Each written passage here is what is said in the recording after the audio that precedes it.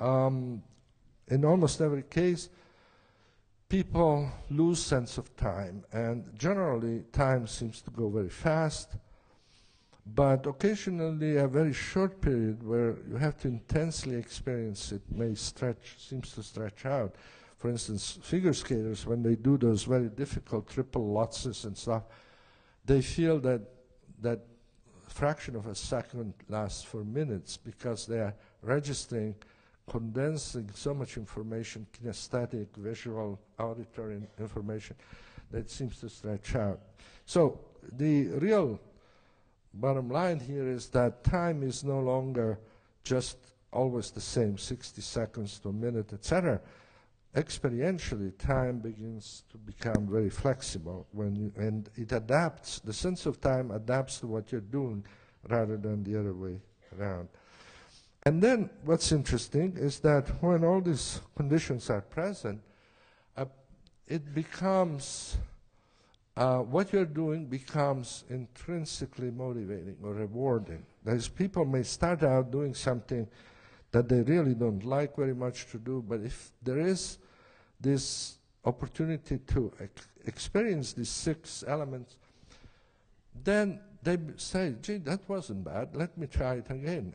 It felt good, I felt really alive, I felt that I was stretching myself, I was getting stronger or more skilled at what I was doing. And so because of this feature, it becomes very interesting to say, how can we change some of those activities that take up our time, that take up so much of our life, and produce boredom and or anxiety? How can we change them so that work becomes intrinsically rewarding, or family life becomes intrinsically rewarding? And that's really okay. That's not. So this is what our research tends to deal with. I don't know why this went over. Oh, no. Let's stop. My assistant is very experimental, so occasionally I put in this kind of drum beats, which I don't expect. But this is kind of a short summary of the main forms of experience that we go through moment by moment as we go through a day or a week. We measure these things with a kind of technique that I developed 35 years ago, which is kind of interesting. We give people, we used to give them pagers, then we gave them watches that were electronic watches that could be programmed to go off at different moments. Now we use Palm Pilots. But essentially what we do is we give people, let's say, a pager, okay? That was the original work. And 8 times a day we sent a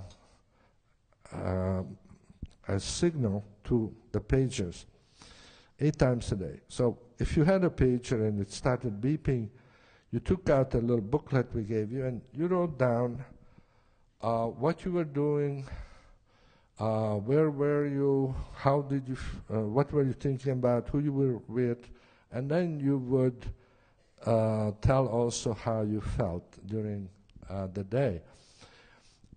2 of the dimensions here were also in this booklet. So we could tell how much skill a person had at, that's the horizontal axis, how much skill the person felt he or she had at the moment when the beeper went off, and how many challenges they felt, that person felt at that moment. So the central point in this figure would be your average level of challenge and skill throughout the week. So you had 50 signals, 50 times you rated how many challenges skills you had, and if you did that, you would come up with something like this. Namely, that if a person rated his challenge and skills above average, both, that person was likely to be in flow. In other words, he enjoyed what he or she was doing, concentrated, felt in control, felt creative, felt all kinds of different positive dimensions of experience. More than the rest of the week when they were in that particular channel of flow, high challenge, high skill. Now, the other two channels to the left and right of flow were also positive, but much less so. For instance, arousal was, if you rated yourself high challenge, average skills, arousal, there, if you are in that state, you feel concentrated, alert, and many other things, but you don't feel in control, you don't feel particularly happy. So you want to go, at that point, you would like to go back into flow when you are in that situation. And to go from arousal to flow, the best way, of course, is to increase your skills. And then you get back into that zone where you feel in balance between what needs to be done and what you can do. And, of course, therefore, that arousal state is probably the place where most learning happens. That is, you are doing something, you don't feel quite comfortable, you're paying a lot of attention, you try hard, but you are not, you can't let yourself go, you can't abandon yourself to the activity. So that's a very good place to learn from. Control is also a good situation because there your skills exceed challenges, and therefore you feel comfortable, you feel, gee, I can do this, no problem. So you are happy, in control, many good things, but you're not particularly, you don't feel particularly energetic, active, or creative. So it lacks something. And if you're in that state of control, of course, you can go into flow by taking up a higher challenge. And so that's also a good place to learn from, although we find empirically that generally it's more arousal to flow than control to flow. Control is almost too comfortable, and people very often, unless they are really committed to something, they just they are there without feeling too bad. So as you go around the circle, however, you find more and more unpleasant situations. Relaxation is still good, but then you get to boredom. When the skills, you are using much fewer skills and the challenges are low, and that is already a fairly negative state. Then apathy is in many ways the worst, because there you don't feel there's anything to do, and you're not using any of your skills. And then as the challenges go up again, but the skills remain low, you enter the state of worry, where you feel really uncomfortable, and finally anxiety, where you feel incapable to cope with the challenges. And that is, for experientialists, the worst state. People want to get out of anxiety more than anything else. Yet we find that in terms of long-term effect, apathy is even worse. That is, if you spend too much time in apathy, you are going to have a worse prognosis in the long term than if you spend it in anxiety, unless the anxiety becomes completely chronic, all the time, in which case that's bad too. But anyway, these are the kind of conditions that we keep moving in and out of every day. Usually, when you are in flow, you are doing whatever you like to do best. This could be a hobby, it could be your work if you love your work, it could be a relationship that goes well, a friendship, whatever. But all the best things that people really like to do tend to be there, and that's when people feel the best. Control, it turns out that most of the responses to control come from when people drive a car. Unless, of course, there is, let's say, a snowstorm, in which case you would be in anxiety, or you're stuck in a traffic jam, then it's apathy. But generally, control is fairly positive, and driving a car, your work, if you feel comfortable at work, etc.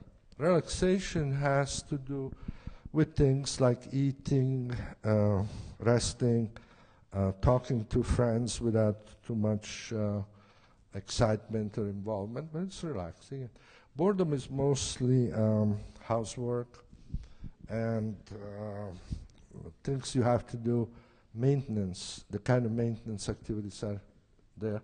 Apathy tends to be the biggest single group of responses there is watching TV, and then there is sitting in the bathroom and things of that sort. I mean, things that don't really engage terribly.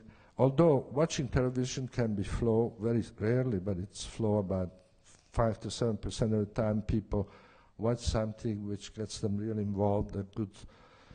For some people, it's a good sport event where they are hoping that one of the teams would win, or a good drama or something. But generally, TV is not there. Worry becomes something that usually work-related or home-related, where you're worrying about things happening that you have no control over, you don't know how to cope with. Usually colleagues at work, whereas anxiety is almost generally has to do with bosses at work, or events that you don't have control over, like your children are not at home at night when they should be, and things of that sort. So this is kind of the spectrum of experiences that we go over day by day, week by week. And the question that I'm interested in saying is that, look, these different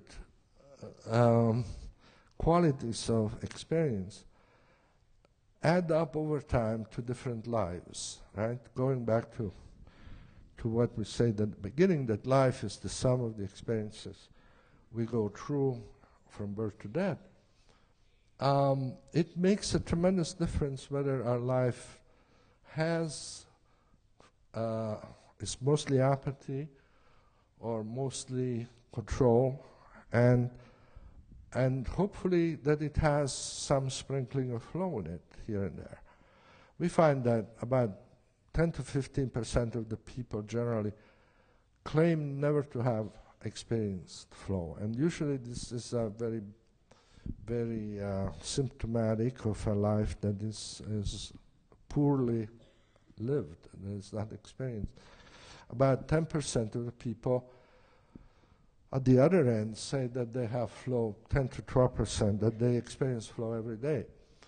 And generally these people actually have a life which is rich in challenge and where they can use their skills.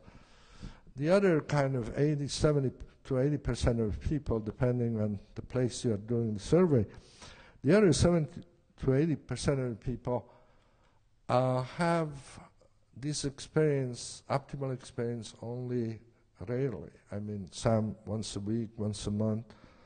People say, well, when I go mountain climbing, or when I go scuba diving, or when I go to hear a good opera, I get into this experience, but not very often.